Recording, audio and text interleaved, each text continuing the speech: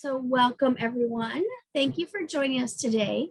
We are excited to talk about When Women Invented Television with author Jennifer Keishin Armstrong. If you have questions, please post them in the chat and we'll get to them at the end of the program. So I'm going to start by introducing Jennifer. She is a New York Times bestselling author of Seinfeldia, How the Show About Nothing Changed Everything, A History of the Mary Tyler Moore Show, Mary and Lou and Rhonda and Ted, and Sex and the City and Us, How 4 Single Women Changed the Way We Think, Live, and Love. She spent a decade on staff at Entertainment Weekly and has since written for many publications, including BBC Culture, the New York Times Book Review, Vice, New York Magazine, and Billboard. She also speaks about pop culture, history, and creativity.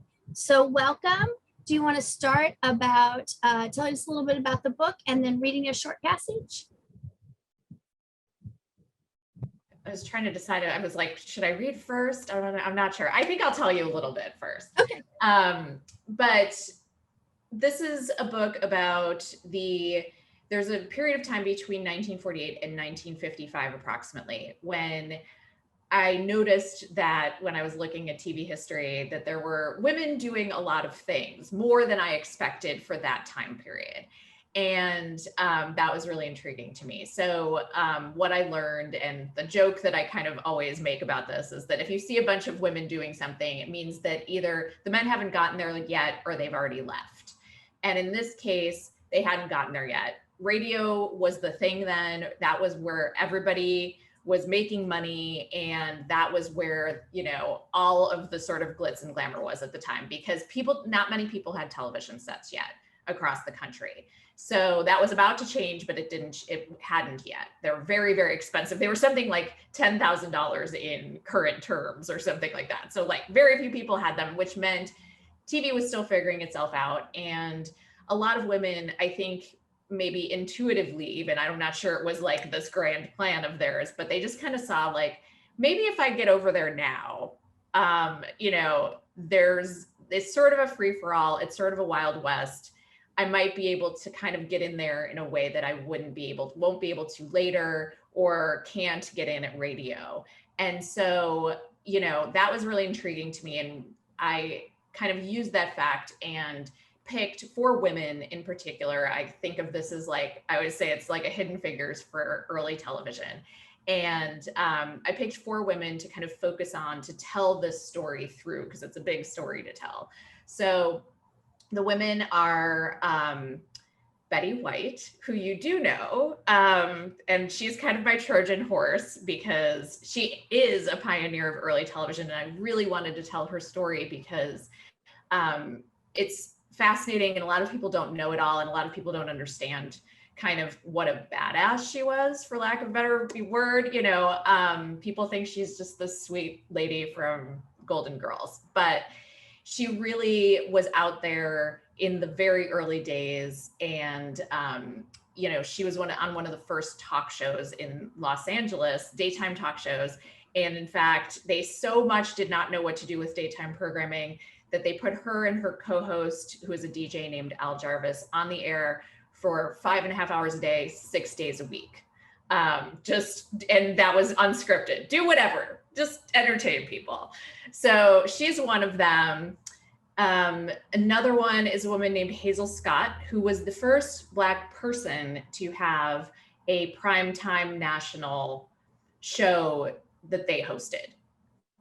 Which is really incredible, and often has even been a fact she's sort of so forgotten that fact is often bungled. People give that distinction to Nat King Cole. I've seen it go as far forward as Flip Wilson in the 70s, but she actually was the first Black person to have that distinction. Granted, it was at a time, in this time period, it was 1950, when not as many people had television. So that's part of it. Another part of what happened, so she was a jazz musician, very glamorous. I call her the Beyonce of her time. She really was at that level too. I mean, she was nationally known. She was super glamorous. She always looked amazing. And she was a jazz musician and was known for playing two pianos at once, was one of her big tricks. And the other thing she did was what was called swinging the classics. And so she'd start off playing like Bach, you know, the regular way. And then as she'd go and get like jazzier and jazzier, and crowds went wild. So she was, you know, touring the country, doing this, really popular, really charismatic, so much fun to watch. She was also married to Adam Clayton Powell Jr., who was a congressman from Harlem, and he was this incredibly charismatic speaker. He was a preacher as well, and you know, political firebrand, and they were actually political activists together. So they were this huge power couple. Their wedding was, you know, in Ebony magazine. They were on the cover of Ebony magazine talking about like their glamorous life together. So that's the level she was at. And she had this variety show, which was a very common thing at the time, where musicians would have a variety show where the bulk of it was them doing their thing, them playing with their band, talking to the camera. They might have a guest sometime. They might banter a little bit. So that was what she had, the Hazel Scott show. And so that's a huge deal as well. The third woman is Erna Phillips, and she actually invented the soap opera genre. She did this first in radio. This was very common. A lot of these women, I think all four of the women had at least some experience in radio before they came over to television. And Erna was a queen of radio. I mean, her boss in radio in the 40s asked her to come up with, not 40s, this was already the 40s, sorry. But she was in her heyday in the 40s. So before the 40s even, she, in the late 30s, she was asked to create something that would appeal to female audiences for daytime.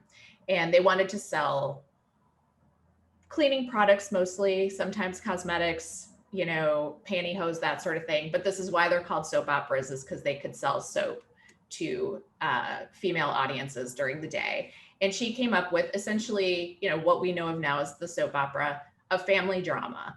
And in fact, her earliest ones were all female, because this made it really easy. It pared it down. She would do a couple of the voices. You know, another actress might do a couple of the voices, but they were smaller casts. They were, one of her typical ones is like, it took place in a boarding house. So it was a mother figure in the boarding house and some younger women, and they'd have dramas and talk about them. And hugely successful. And she ended up with this sort of empire of soap operas, first in radio. She was so successful at that. She was making $250,000 a year at that, in those years dollars, like that at that time. So that's like millions now, maybe like 8 million, but still it's a lot of money. So she was incredibly successful. And she eventually, of course, brought the form over to television. She actually, the first soap opera ever on television, called These Are My Children. It was not successful, but that's because they were still figuring it out. And she eventually brought her mega successful radio hit, Guiding Light, onto television. And that was great success in television as well. And of course, that lasted until not that long ago, which is incredible. And she ended up having an empire in television as well. At some point, I believe it was the 60s, she ended up having her hand in something like 7 different soap operas that were going at that time. So Guiding Light, her protege made Days of Our Lives. Like, she was just all over the place. So she was huge. And the fourth one is Gertrude Berg, who I'm going to read a little bit about now. So I think I'm actually going to like read it so that I don't ruin it all. So I don't ruin the reading part. She is quite a figure as well. I love her very, very much. In the fall of 1948, a 49-year-old woman, the absolute prototype of a Jewish mother, marched into the Madison Avenue office of the famous and debonair William S. Paley, the man in charge of CBS, and made a brazen demand. She wanted to write, produce, and star in her own television show. Gertrude Berg believed that she, of all people, deserved a spot on television, and she insisted that one of the most powerful men in media give it to her. This ultimatum alone would speak to her chutzpah in any TV era, including our own. But she issued it in 1948, not a time we associate with women's liberation. 5'5" and 150 pounds, the mother of 2 grown children, Berg proposed an idea that seems radical even today, that she should star in a TV sitcom as the mother of 2 young teenagers. Of course, she did come with a track record. For the previous 2 decades, during radio's golden age, she'd written and starred in a radio comedy called The Goldbergs. Radio had been the default, dominant mode of national entertainment. Families had gathered around their living room radios daily to hear the latest installments of their favorite dramas and comedies, as well as news and music. She had reigned supreme in that era. She looked like the prototype of a Jewish mother because she had created it. In fact, she had already lived an entire situation comedy lifetime. On her show, The Goldbergs, she had played radio's favorite meddling mother, Molly Goldberg, who had raised her children to adulthood over its 19-year course. Now she insisted on starting all over again as television's favorite mother. And she wasn't the only one who made such bold claims to the new frontier of television, a discovery I was surprised to stumble upon in the early annals of the medium's history. So that's a little taste of Gertrude Berg as well. And she eventually goes on to bring the Goldbergs to CBS, to television. And it is it's probably the first big breakout sitcom hit, and definitely the first family sitcom. And what's really remarkable is if you watch them now, you can still see it's like the thing that we know is right there. It's a little family dealing with small problems. You know, she does a lot of like meddling in neighbors' love lives, trying to set people up, you know, that sort of thing. And it's just the mom and dad, 2 kids in the living room. They happen to be a Jewish family in a Bronx tenement, but, you know, you can see how still today and, you know, through the 80s for sure, and even today to some extent, you still see sitcoms that basically look like what Gertrude Berg invented, but she did it live, which is incredible. And she created the whole show herself. She produced it. She always wrote it, and she starred in it. So she was an incredible powerhouse. So there's so many things about this book that I found so fascinating. The first one I thought was really interesting was, so the extreme ranges of programming, right? So you have Betty White, who's on 7 days a week, 5-6 hours at a time, and then sitcom that the Goldbergs is like 15 minutes. It's not that long, you know, it's not hour-long shows. Right. And this whole, how they figured out how to fill time and how, you know, what they were going to do. I mean, it certainly makes sense why Betty White was doing what she was doing, right? Because they had no idea what they were going to do with all that space. But it's also, so that part's really interesting, but it's also the whole how they get their shows kind of around the nation at a time when this is so very much just a kernel of an idea. Can you talk about that a little bit? Yeah, so first of all, the thing with the time slots is that a lot of this starts to make sense only when you realize what happens is when a new medium comes in to sort of supplant an old one, they tend to just take the stuff that worked in the last one and work from there. So a lot of the stuff that looks weird to us now is just because it came from radio.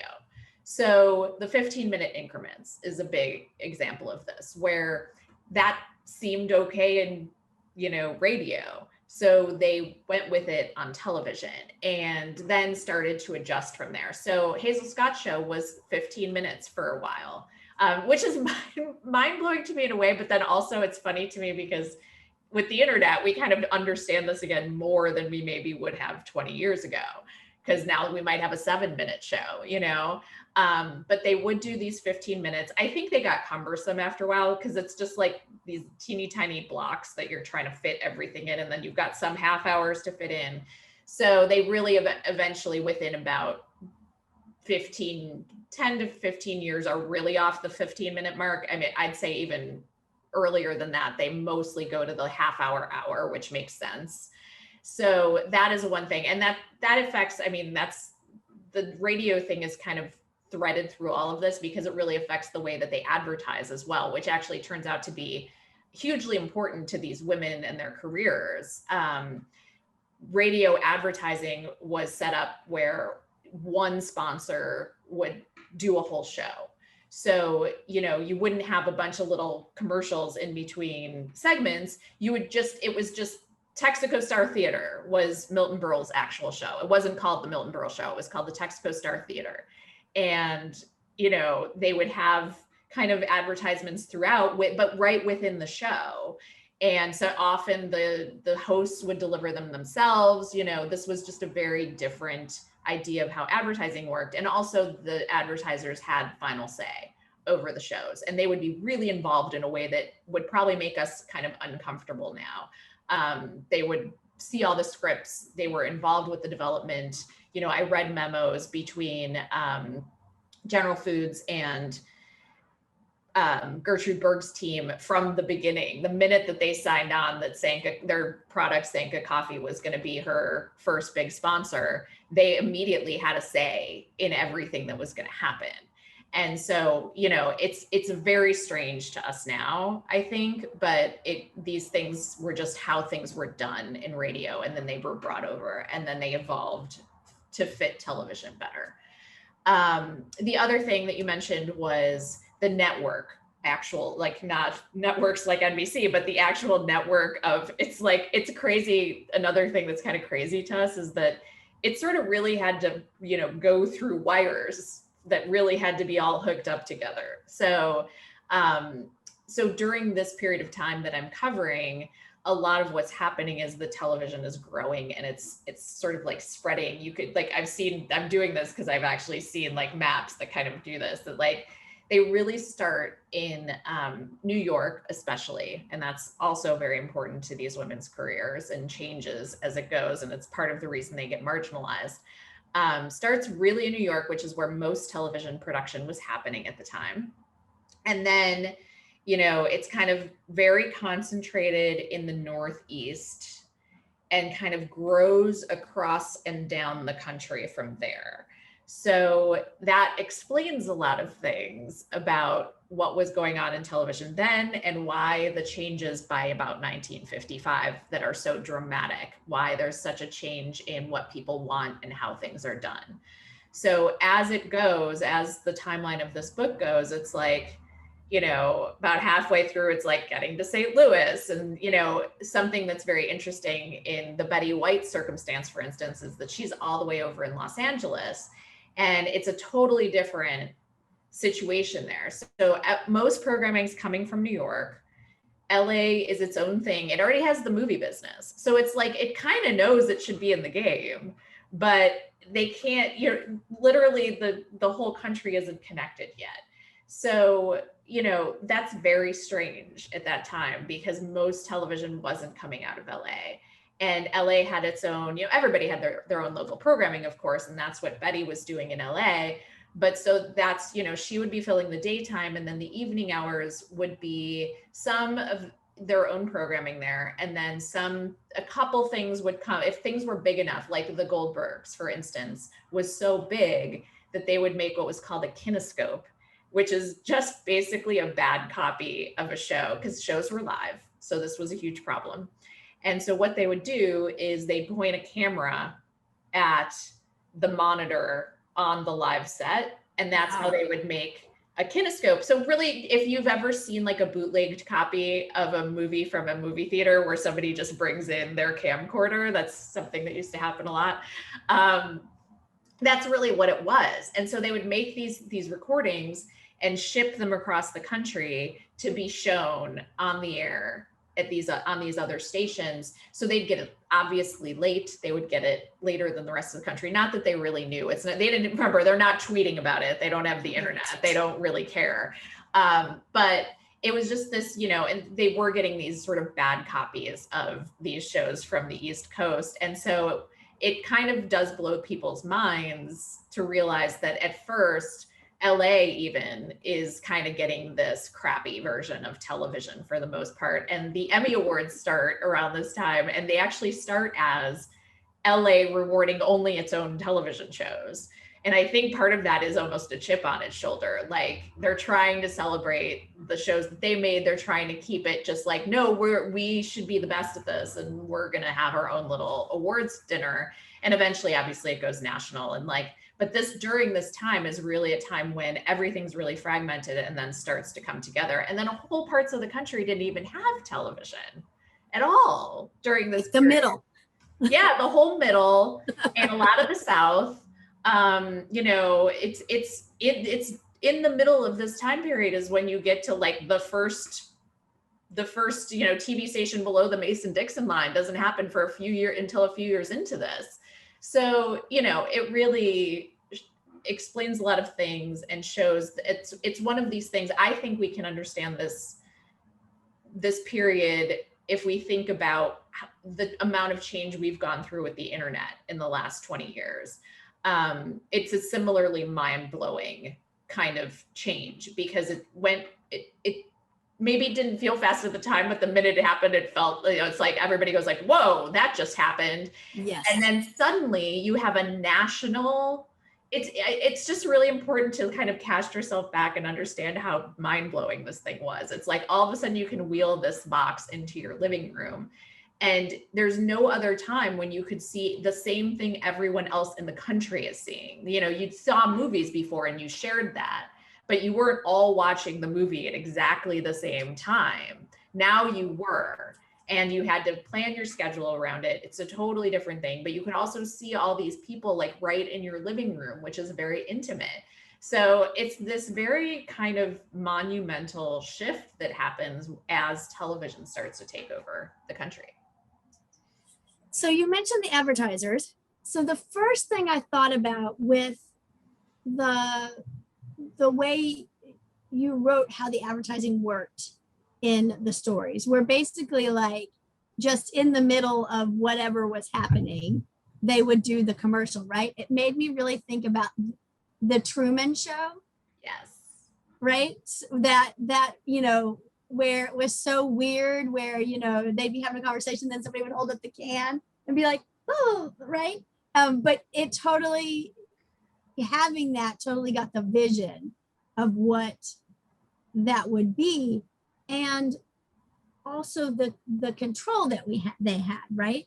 So this is kind of these questions kind of go together. So McCarthyism and the blacklisting in the 40s and the 50s completely changed the landscape of television. I want to talk about that, but I also want to talk about how the advertisers really had this huge role in how that was then, whatever was happening with McCarthyism, Right. They then had a role in how it was also affecting TV shows. And Exactly. the Goldbergs is, I think, a good one to use as an example. Yeah, exactly. It's such an interesting one in particular because it's not a like direct thing. It's a very nefarious and circular. So, right. What's very, very interesting is that, so there was this was not the first round of blacklisting in Hollywood, where there's that very famous Hollywood 10 blacklisting that a million movies have been made about and things like that.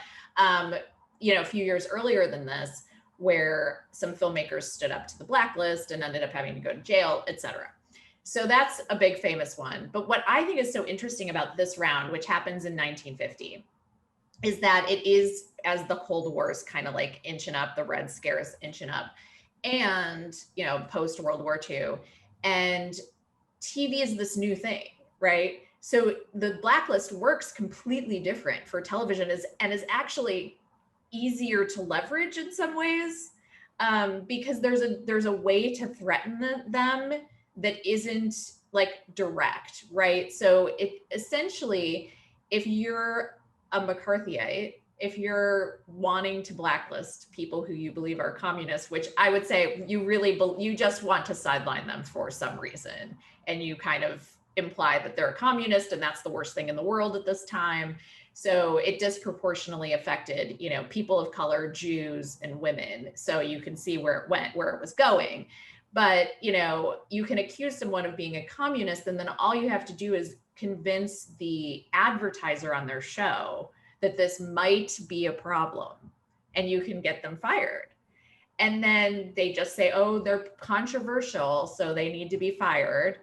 And you need very little proof that this is actually something that, that viewers are demanding. There was very little proof of that. You can just get a few people. Actually, it's not that different from some things that happen now, right? Where it's like, if you can get a few very vocal people, on Twitter now, but writing letters then, you can get someone fired. And so I didn't really understand this fully until I wrote this book, because I always just heard like blacklist, sure, whatever. Then when I was going to write this, I was like, was there a list? Was there a real, like, what was this? And what would happen is there were a couple of these little publications that sort of appointed themselves police of communism and would just put out these lists. They kind of, in this case, it was a publication called Red Channels. And in 1950, they put out this list of, dozens of Hollywood people. It was all of the different, it was like music and television and radio and film as usual. But they really saw an exciting opportunity in television and really went after a lot of these early television stars. And I think saw the power of this thing coming and kind of thought like, let's get these people off the air before they get too full of themselves. So with the Goldbergs, it's a particularly interesting situation, because what happens is that a man named Philip Loeb is listed, and he plays Gertrude Berg's husband on the show. He plays Jake Goldberg. He's really wonderful. And it's important to note this, actually, like the episodes with him, I love him so much. I got very attached to him while writing this book, and they just have the chemistry, who knows if they even really realized they had it. I guess they probably did. It's like Philip came from theater. They had done a theater version of the Goldbergs together first, and sort of had this, connection. And really, he was sort of helping her through being in front of people for the first time, right? She had been used to radio, and he was an accomplished stage actor. And he was also a big activist in the unions, the early unions for actors' rights. And like, he did important things. I mean, it used to be impossible to make a living as an actor for the most part, because you get no benefits. They just paid you whatever. Like, there were no rules about how much you could work. And he really is one of the people who worked to get all of this stuff for the first time. And that put a target on its back, because union activism was always considered a little bit communist. And so he's a Jew, and he's, a union activist, and he's on the show. And I mean, who knows? It's like, I asked people who are descendants of the people involved with this, Gertrude's grandchildren, that sort of thing. Like, do you think they were trying to get to your grandmother through this? What do you think? Because she had she had definitely been big supporter of Roosevelt, big, liberal supporter in that way, but didn't have the union ties, didn't have as much that they could kind of go after. Also, she was really popular, and I wonder if they were almost trying to get at her from the side. But so they list Philip Loeb and General Food. Actually, at first, weirdly, nothing happens for a little while. It's just the list is out there, no one seems to care, and then all of a sudden, no one's sure how this exactly went down, but General Foods successfully fires a woman on a different sitcom. And this kind of like breaks everything free. And all of a sudden, it seems like everyone's fair game. Oh, maybe we can get some other people fired. Actually, what happened is a little tiny group of activists got this woman fired, got General Foods to fire her. And after that, it was just sort of like, oh, that was successful. Let's see what else we can do, you know? And so General Foods made Sanka coffee, which was Gertrude's first big sponsor, the decaf, like powdered coffee. And so they come to her and say, excuse me, I did not turn off my, there we go. They come to her and say, we want you to fire Philip Loeb. He's going to be a problem. And she said no, and, felt really strange about this, and kind of essentially started these negotiations with General Foods behind the scenes, and was kind of trying to figure out, like, how can we make this not happen? And meetings and meetings and meetings, and nothing is happening. They wanted an apology from him. He wouldn't do it because he felt like that was admitting something, which he didn't really feel like he should do. And, this just went round and round. And this happened to coincide with the end of kind of a season. It was the end. It was like going into summer. And so they were going on hiatus anyway. And actually, strangely enough, this is the summer when they go off and film their movie version of the Goldbergs. They're that successful. They're the first show to become a movie version. And they go off to Hollywood, do their big thing, and have a great time. And they're really on top of the world. They're like in the top 10 ratings, all of this stuff. They come back. Gertrude's still negotiating with them. And soon enough, they just say, this is not going to work. We really don't want him on the show. And they're at an impasse. And that's kind of where things are when all of a sudden the show is just off the air. And, nobody wants to take responsibility. Everybody says it's somebody else who wanted it. CBS is like, well, if we don't have a sponsor, we can't put it on the air. It's too expensive, all of these things. Everybody was kind of pointing the finger, and no one wanted to take responsibility for it. So they were off the air and for a while, for like a season. And this was right at the top of their game. And as a good example of, we have no idea what, of course, would ultimately have happened. But when they were scheduled to come back, they were supposed to be with this new show called I Love Lucy on Monday nights. And it was like, they were supposed to be helping I Love Lucy, get people to watch it. It was supposed to be kind of the first big powerhouse, must-see TV night.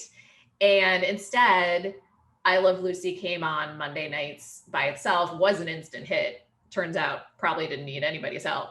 But if you think of what could have happened if they had been together, I think there's a world where, we know Gertrude almost as well, at least, as Lucy.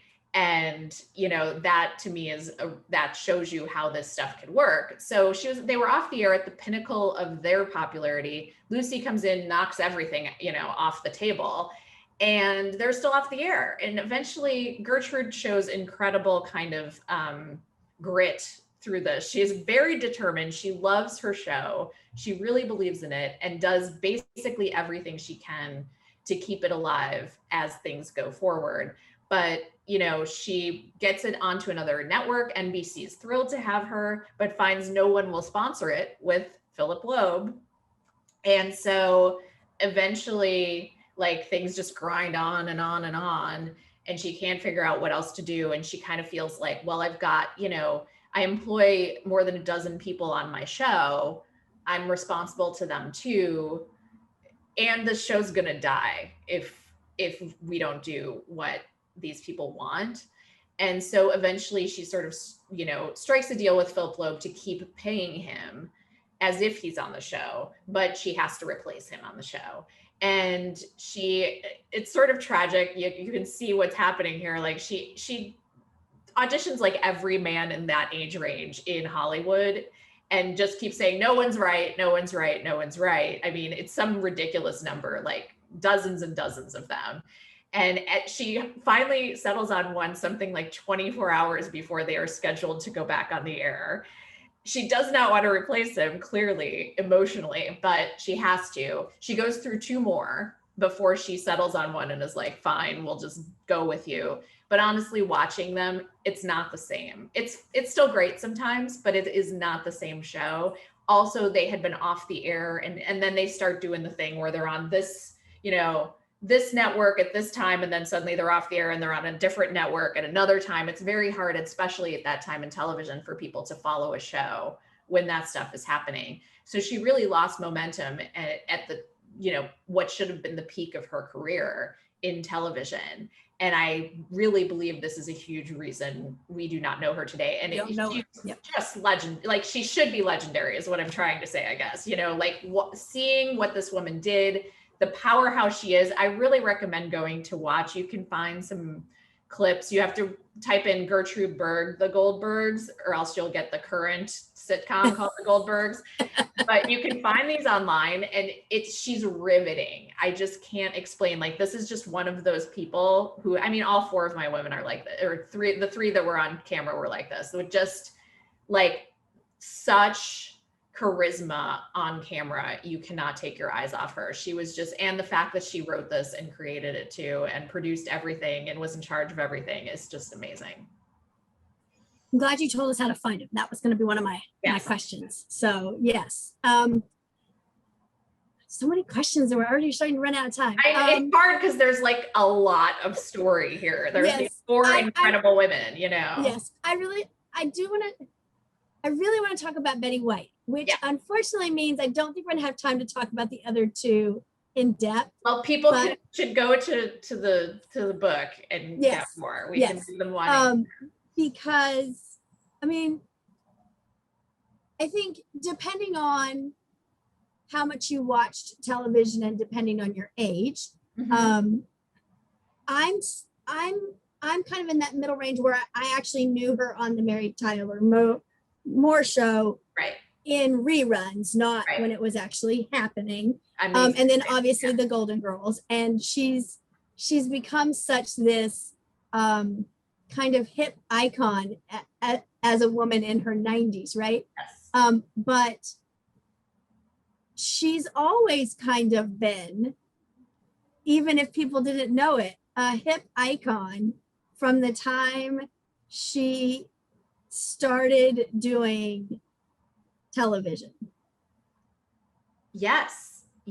This was, she was I actually think she was kind of my inspiration for this book to a large degree, Gertrude and her, but I stumbled on both her backstory and Gertrude's story when I was researching my book about the Mary Tyler Moore Show. And I was shocked. I'm the exact same as you. So I obviously knew her from the Mary Tyler Moore Show. I wrote a book about it. And then, so to me, like that was the beginning of Betty White in my mind. And of course, the Golden Girls. And so, when I was researching that book and I was talking to the creators of the Mary Tyler Moore Show, I asked about her character who on that show, who is Sue Ann Nivens, the happy homemaker. And they said, oh, what happened is, it's really funny, in our script, we wrote something like, on screen, she's a Betty White type, sickly sweet. And then the joke of that is kind of like the minute the camera turns off of the happy homemaker, she turns into this like raging, terrible person. So the joke was kind of like, wouldn't it be funny if it turned out that like a Betty White type, in front of the camera was awful off camera. And then it turned out Mary knew Betty herself and was like, I could get her to do the role. And that's how that whole thing happened. And that's why she's so good at it. But I was like stuck on this. I was like, okay, cool story. But wait, what's a Betty White type? Like, I don't like, to me, the first time I know her is from the Mary Tyler Moore Show. Well, so what do you mean?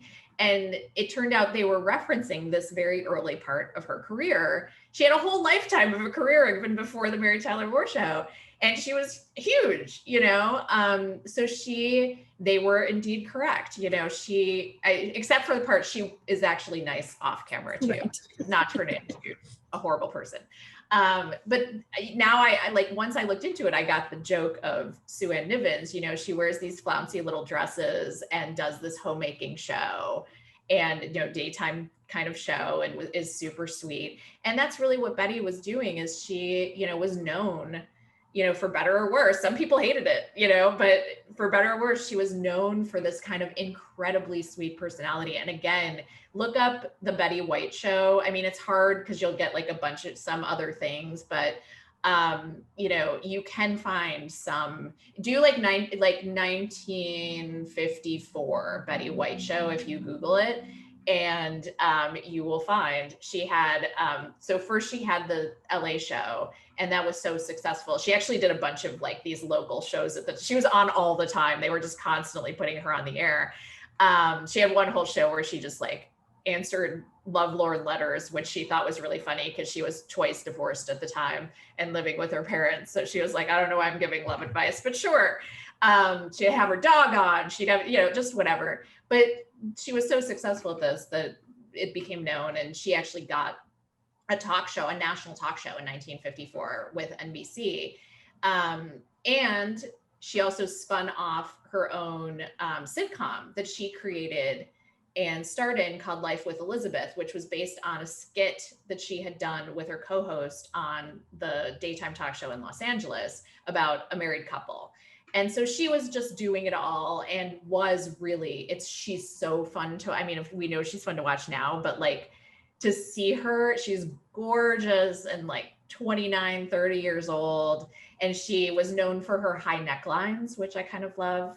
She'd wear these cute little flouncy dresses with high necklines, and had this great talent of talking directly into the camera, which, is not as easy to do as it seems like it will be. Anytime, like now I'm fine, but like anytime I've had to get in front of like a camera and like, they're like, just be natural. You just turn into this like, yes. And she like, and I love this. I read about her saying at the time, the trick is you look into the camera like it's a lover, and you talk directly to it. And this, at that time, especially, TV's new, and you turn it on and there's this adorable woman speaking right to you. She also sings really amazing. She wanted to be a singer first. She had studied opera. So she does a lot of cute singing on her opening. She always sings the opening and closing of her show. And just is like this incredible workaholic, and loves what she's doing, and just kind of was lucky, but also I think her and TV were really made for each other. She just had a really good instinct for it, really good instinct for connecting directly with audiences and I think there's something about people being in your living room that it's like a different kind of star. Like she had been rejected a lot in movies because she wasn't attractive enough, is what they said. But I think she wasn't a siren. Do you know what which I get. She wasn't Rita Hayworth. Okay, sure. But she was the exact person you wanted in your living room for hours on end in the daytime. Right? So that I think was her big thing, is that just her and TV are just like intertwined in a way that, no one else could be. And I think it's interesting that even her personal life is pioneering for the time period, right? So she's twice divorced, and then she just decides, I'm gonna be single. I'm never getting married again. I'm in my 30s. I live at home with my parents. And she does that. I mean, she's single, and I know she eventually got married again, and it wasn't a huge love of her life, but she's considerably, like, for the time period, elderly when she finally gets married. Right. She's in her 30s, maybe almost 40. She's probably around, I think she was around 40 when she actually, because she doesn't get married till the 60s. So I thought this was another huge reason I wanted to tell her story, because part of it is I wanted, like, each of my women represent like different parts. So I have like a mom with grown kids, a mom with a kid, a single woman with, who adopted children, Erna. But in her case, I loved this aspect of her that, so she had, she did something that a lot of people did at the time, which is she sort of like accidentally got married during World War II. Like, people were just sort of like, it's war. She met somebody and just kind of like went nuts. And also she said it herself, so I don't mind saying it, that she said, like, listen, at the time you didn't sleep with people till you married them. So I got married, and so she married a soldier, and then found out later, like after the war, he's like, okay, now we're going to go live in, Nebraska. I can't remember which state, but it was like some middle of the country. And she was like, oh no, I don't want to do that. That's not me. She grew up in LA and really always had, acting aspirations. And then she really had she was really in love with her second husband, who she's with at sort of the beginning of the timeline of this book when she gets into television. And Lane Allen was his name, very, very handsome. And they get married, but he's always kind of making noises that she's like, maybe it's fine, but he's always like, I'm not sure that I really want my wife to work. And he was an aspiring actor too. He was an agent and an actor when she met him, and he lost his job as an agent, which I also kind of wonder how much so he ends up selling furniture at the same time she gets her job in daytime talk and takes off and is just all of a sudden the star of Los Angeles. She's all over the place. They're making a big push. She has to work these, it's more than 5.5 hours a day. That's just on the air. She also has to get there early. She does both her and her co-host hair and makeup. Small operation, she's moving scenery around, she's doing everything.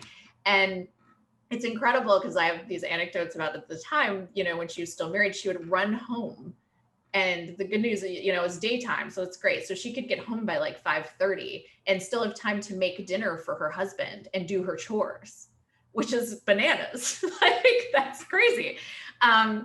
And so they eventually, they get to a point where he says, like, this is, I'm not comfortable with you working at this level. I didn't know that you were going to take off like this. And they get divorced. And that's when she says, that's it, not getting married again, not interested. And really is very clear about the fact that she loves her work so much. So she moves back in with her parents in Brentwood. She loved her parents. Her and her parents got along great. I think some of us might not be able to handle that, but she seems like she had a great time with them. They have these dogs. It's delightful. They help her. She talks about how she'd like talk about material with them sometimes. Do you like this joke? Should I use it? Super supportive, which I think is incredible for the time as well. Like, you can imagine some parents being like, we would like you to get married. Like, this is not working for us. Right. But yeah, especially once there's a point at which she has a talk show and her sitcom goes national and syndicated. So like, there's a point where she's still doing like these, all these days a week on television, and then going to make her sitcom, which she is also a producer of and star of. And they it's a lot. So she really recognized, and she just kept saying, like, I don't think I can have both. And I actually believe her. Like, I believe it's still iffy for some, like right. We only recently got to a point where we feel right. Like maybe you can do this, especially at that time. It's like, you want to be like, no, you can have it all. But you, like, at that time, I believe her. She had been through it. She had been in love with this man who said, I can't handle this. And I doubt there were many men who could. Gertrude Berg, oddly, as just a side note, like, she had an incredibly exceptional husband. I have no idea why this happened, but her husband was an accountant and was totally fine with her, having this empire, and in fact, typed up her scripts for her. And, clearly was helping with the children when they were still, children, and just kind of went along and was fine. But that's not most men. The norm. No. So, I think Betty was right. And that she knew at that time, she said, I knew I had to choose between my work, which I loved so much, and being with someone. And this is what I chose. And, as I talk about in the book, she took a lot of flack for it. She had so many interviews. It's like, there wasn't an interview this woman sat through that she didn't get asked when she was getting married. Right. And so she kind of came up with like, a cutesy answers about it that made it say, oh, I couldn't possibly give him enough attention at this time. Like that kind of like, it would just be unfair to the husband, which is a very diplomatic kind of way of saying it. Very unthreatening way of saying it. She didn't just say like, listen, I want to build an empire and that's what I'm doing right now. But it was a little bit painful to read through some old clippings about, where she was becoming the star. And so people were doing profiles and reviews and things of her. And some were lovely, but a lot of them were either like, even the best of them were still like, and why isn't she married? And the worst of them were like very, very sexist. So it's, she really was a tough cookie. And that's the part to me that I really wanted to sort of show people, because like, she's not going to tell people that. And she's not going to be like, just so you know, I'm a feminist pioneer. But she really, with a very sweet smile and a flouncy dress on and high neckline, was out there breaking down barriers like nobody's business. Wait, I just love that. I mean, I've always kind of loved her, but to know that she kind of has that, she's always kind of had that stand-up backbone about her. It also makes a lot of sense about, she doesn't do a lot of movies, but the movies that she does do, right? There are some very specific type of roles that she chooses, even when she's still kind of that zany Rose zaniness, but there's this, it's the tough grandma, the whatever it is. And I loved learning that about her. So we have like 8 minutes left. I haven't even gotten to half my questions. I am going to go ahead and ask the questions that somebody emailed me in. And if you're listening and you have other questions, you can put them in the chat. So I'm going to ask this audience question first. And then if we don't get another question, I'm going to ask you one of my others. Great. All right. So here's the question that I got from an email from Deborah. Do you think when women invented television has been given due attention by the mainstream media? And if not, why do you think your book has not gotten the attention that it deserves? Wow. I never think it's gotten, any of them have gotten enough attention. Just in general, I always want more.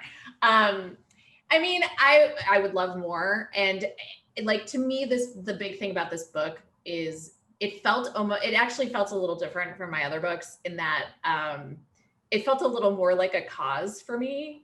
I really, really wanted people to learn these women's stories.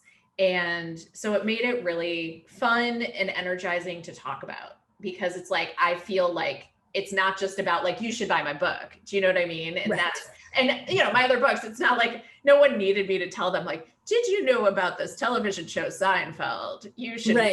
People were like, I guess I should check this out. Like, this is a whole different thing. It really is, like I said, it's kind of like a Hidden Figures thing for me. And even with Betty, it's like people know who she is, but they don't know the things we were just talking about. So even her story, even though she was kind of my like tricky way of getting you hooked into it.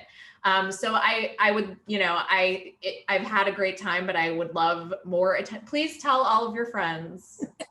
Please, really, I just really want people to know these women's stories, and they're each and every one of them. It's like a new shock of like, I cannot believe we don't know those people. And that's the reaction I've gotten over and over. It's actually funny because some people are almost guilty. There's like this weird guilt reaction that happens with this book where they're like, I feel so bad that I don't know and I'm like, no, it's the world's fault. Like it's patriarchy's fault that you don't know these stories. But that's why this book exists now. So it's okay that you weren't personally supposed to go out and find them. It's okay that you don't know them. But it's funny, it is shocking when you learn about someone like Gertrude Berg or Hazel Scott, where you're just like, how is this person that famous? It's like if in, 70 years, we found out that like no one knew who Beyonce was anymore. It's like, it's that level where you're just like, how is that possible? And, the answers are racism and sexism in the blacklist, but, it felt like I always want more people to learn about this book. And I'll keep talking about it years from now if I have to. Well, and I think probably it came out in 2020, right? So COVID has, right? Yeah.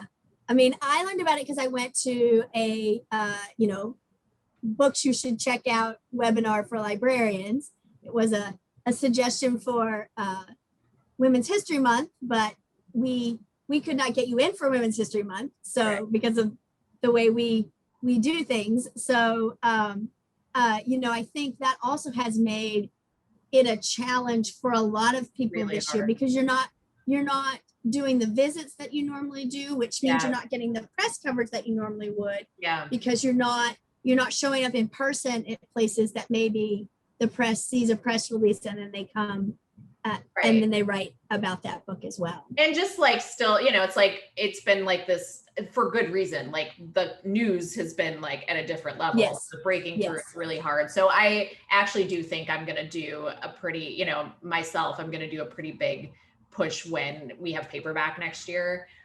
Just because I actually, like, I haven't been able to, you and I were talking about this beforehand, that I have not been able to physically get out and tour with this book and talk to people in person about it. And that was a real disappointment to me, because I love doing that. And I love that as part of the whole process. And I would have especially loved doing it in this case. So there's been lots of Zooming and things like that, but I do think I'm going to try to go some places and talk it up a little bit more next year when we have paperback. All right, so I think we have time for one more question. I want to kind of talk about your research process. Yeah. Can you talk about kind of how you kind of do the research and where you get information and things like that? Sure. This one was really fun because it's a little bit different from my other books. All my other books were about television shows where many of the people are still alive. So it was a pretty straightforward process, and I did it several times. You know, it's like I had 3 books that were about 3 big shows. So it was kind of like by the 3rd one, I'd just be like, all right, this is what we do. In this case, it was a lot different, which was, I knew was going to be true and was really fun and challenging. So 3 of the 4 women are long dead. And I did check before, you know, selling this book, like, how are we going to get information? And it was mostly archival research. So of course I did some interviews with people, like I mentioned, Gertrude Berg's grandchildren and Hazel Scott's son. I was really lucky. He's still alive and like was around, like he was a 5-year-old and on set with his mother and like remembers things, which was incredible. And he had what is essentially his mother's archive. He still had it at that time. So I actually went to his house and just like, we sat, and it was not terribly organized. So we just literally sat and like went through things and talked about them, which was so incredible. And Gertrude Berg has an archive at Syracuse that's quite extensive. Erna Phillips has an archive in Wisconsin that's wonderful, including, so it's like a lot of these have scripts and script notes and things, so that's really fun to see. Letters, fan letters to Gertrude were amazing. And with Erna, she actually had written her own autobiography and put it in her archive. It was not published. It was just there. So that was like a 300-page interview with someone, essentially, right? And she was very, very honest in it, which I really appreciated. You know, it could have been anything, but in her case, she was brutally honest about a lot of things. We didn't talk about this, but she adopted 2 children as a single woman and still ran her soap opera empire, which is why she was so interesting to me. And she talks at times about, you know, she blatantly says, like, I regretted, you know, adopting my children, because she was constantly worried about them not having a father figure. This was an obsession in her life. It wasn't so much that she wanted to find someone to love as much as she wanted to give, especially her son, a father figure. And this was something that came up for her over and over again. She wrote it into her soap operas. She worked it out there. Like, there's a reason that there's a lot of adoption plot lines. She was the pioneer of the adoption plot line because she did it in her own life and she was working stuff out. So they all had, you know, the 3 women had these great archives. There was actually a lot of archival stuff even on Betty that I could find via, like, you know, there's a library at the Oscars. The Oscars has a building, you know, and you go there. It's the Margaret Herrick Library in Los Angeles, and they have incredible things like, you know, Paramount has an archive there, those sorts of things. So I actually had found an archive of one of Betty's close friends, who was also a journalist at the time, contemporaneous, which was what was exciting, did a lot of interviews with her. And what she'd do is she'd do an interview with Betty, take copious notes, and then try to sell a story about it later. So she has like the actual notes from her interviews at the time, which is where I got all that stuff where she's saying like, well, you know, I'm never going to get married and all of that. So that was so incredible. There's an archive of NBC, the network. So I was able to get their notes back and forth about whether they should acquire the Goldbergs. There are notes back and forth. This was one of my favorite things about Betty's show when they had it, you know, her talk show on the air. This is where I have a lot of things where it's a bunch of male executives writing memos back and forth to each other about what dames like, because they're trying to figure out what dames like so they can put it in the Betty White show. And let me tell you, they do not know a lot about. They just say crazy things constantly. Like my favorite thing about this is that there's two things. One was that they said, dames like emotional upsets. So we need to put more of that kind of thing in Betty's show. So that would be things like a surprise reunion, that kind of thing, which by the way, still a staple of daytime television. So they're not wrong, but like, you know, and then the other thing was they talked a lot about how women had been a surprise factor in the election of Eisenhower recently. And we should really pay more attention to that fact. We didn't realize that they were so powerful in this regard. And then they just, you're like, okay, yeah, this is great. And then they go fully like a left turn and they're like, so we should really put in some more like fashion segments in the daytime shows because that's what dames like. And I was like, no, you just learned that they're a political force. Maybe you should like talk about issues in politics. That was not the lesson from that. So things like that are really like, to me, that was what was really fun. And doing archival research is sort of like being a detective because you don't necessarily know where you're going to find what you want. And often you'll find other things. You find surprises too, which is really fun, but you have to read you have to read so closely and it's, you know, fun and tedious and all these things at once, but very nerdy.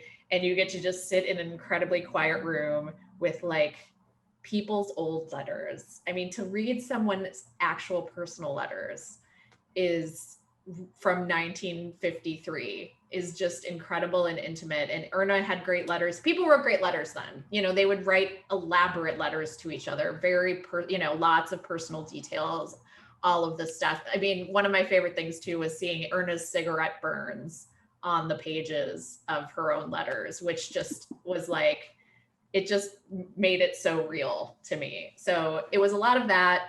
And then just trying to put all this stuff together and also trying to watch as much as I could, given that a lot of this stuff is lost, no longer available, you know, in a weird place, a lot, you know, all of that. Some of them I would have to go to special archives to watch as well. So it was fun. It was really nerdy and fun and exciting. Well, thank you. And thank you so much for being here today. And thanks for everybody who joined us. I hope this book inspires you to find some hidden stories of your own. We are recording this program. We will post it to our YouTube page within the next week or so. Please make sure you subscribe to our channel and do notifications so that you learn when we post new things. If you'd like to purchase a copy of Jennifer's book, there are copies available at the Dock Bookshop. They're one of our local independents. This is their contact information. And then we have a lot of upcoming author visits through the summer, and you can find more information about those by going to our website, fortworthlibrary.org. If you click on the Search All Programs button at the bottom of the calendar, then the first thing that comes up is author visits, and this will give you a list of all the author visits we have going on. We're constantly updating it. I think we have most of August on the calendar right now, and maybe a few things for September. So thank you. Thank you, Jennifer, for joining us. I hope everybody learned some great things tonight, and y'all have a nice evening. Thank you for having me. Thanks. Bye-bye.